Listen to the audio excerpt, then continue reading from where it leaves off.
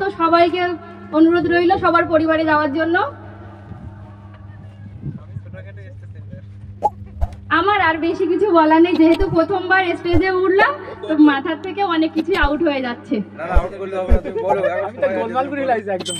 ধীরে ধীরে বলো, ধীরে ধীরে মনে করে। ঠিক আছে, আবার হবে, সবার সঙ্গে আবার দেখা হবে, তো তখন আবার বলবো। করবে তোমাদের সাপোর্টে আমি অনেক বড় হবার স্বপ্ন দেখেছি, সেটা যেন সফল হয়। তোমরা অনেক বেশি বেশি করে সাপোর্ট করবে, তাহলে খুব খুশি হব। এই বলে আমার মাইক্রোফোন দাদা তুলে দিচ্ছি। অনেক অনেক ধন্যবাদ দাদা।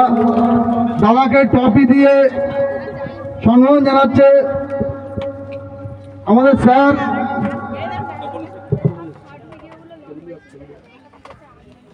কমলেশ দাস। দাদা একটু স্টেজে আসবে।